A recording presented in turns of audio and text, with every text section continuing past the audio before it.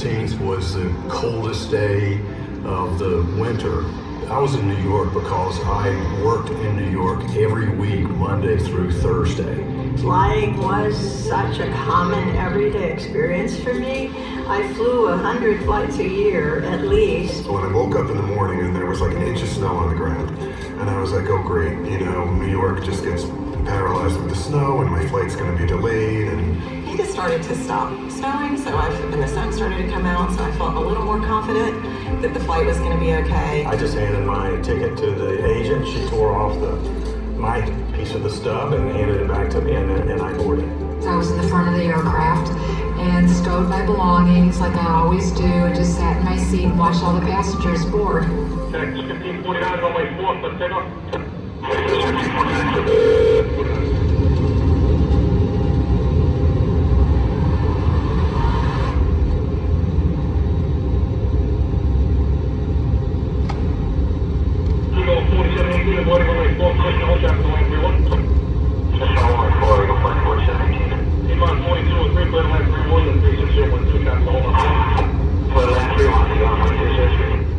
I could feel us just taking off and being a normal, typical takeoff, nothing unusual about it. Very smooth, very gentle. And I could just feel we were climbing. When 1549 took off, it was around out of 300-400 feet when he first initially contacted me. Check this 1549 to departure to contact on maintain 15,000. And basically they tell you the altitude leaving, what they're climbing up to. I'm watching because, again, I'm in a window. I have to look out. It's just my thing. I have to see where I am. I know the geography of New York, so I recognize as we're going over the bay. I recognize as we're going up over the Bronx. I was seated on the right side of the airplane, so I thought, hey, let me look out the window. Let me see if I could see the Bronx and Yankee Stadium. Here, Johnny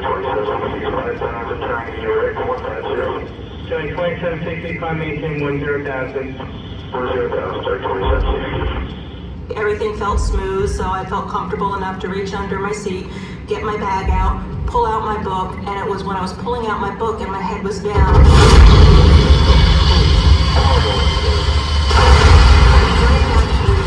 There's no more engine noise, there's silence, And I realized immediately that we were in trouble.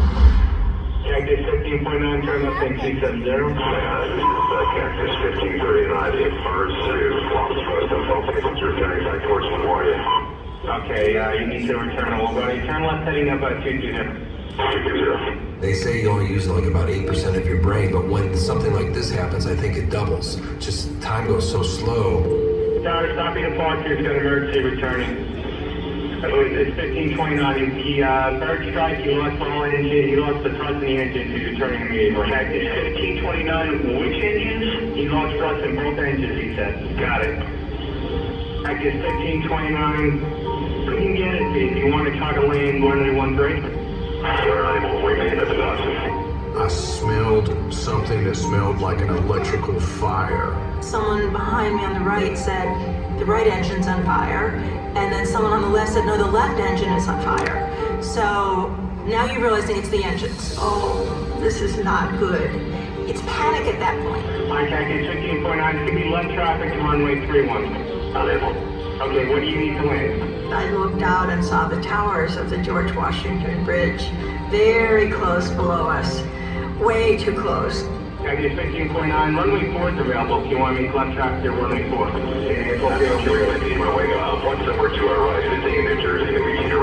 I've never seen the Palisades on the right-hand side and the buildings on the left-hand side getting bigger and bigger.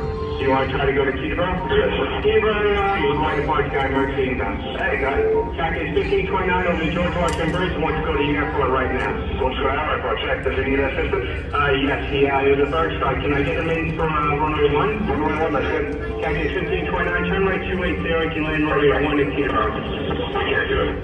Okay, which runway would you like at Teterboro? We're going to be that one. I'm sorry, say again, Cactus? But all of a sudden, the captain came on and he said, this is the captain, brace for impact. The flight attendants went into a chant of heads down, stay down, brace, brace, brace. Calculate 15.9, radar contact is lost. You also got Newark Airport up at 2 o'clock in about 7 miles. Adrenaline kicks in. I was hyper-focused on bracing and hyper-focused on praying. I just think that my brain was preparing me for death. What flashed before me was the life that wasn't going to happen. The grandchildren I wouldn't see grow up, you know. My heart was beating I remember it was deafening. Like I couldn't hear anything because my heart was beating so loudly. But at the very last, say 20 seconds or so after I said my goodbyes and I said my prayers, that's when I had the feeling that overcame me of peace. Today, looks like there's maybe an incident here. Would you think Lois is still flying? Still flying. Thank you. Going down. Somebody behind yelled, "Be ready to open those doors." When they screamed at somebody up by the door said, "We got it." Get the water. Crazy scrape sound. For a couple of seconds, nobody did anything. The captain came out and said, "Evacuate." I felt water around my feet immediately, and it was cold. We just followed each other out, and I'm out on the wing I go. I just jumped into the water like you jump into a swimming pool. I just remember thinking, like, I can be cold compared to dead. Now the people are coming off, so I was slowly moving down the wing to make room for others. And I looked, and there were people walking on water. I guess I did die. I remember very quickly looking down the river and seeing the first ferry boat coming towards us. My crew took out 24 people. My deckhands were literally like grabbing them like fish and putting them on the deck.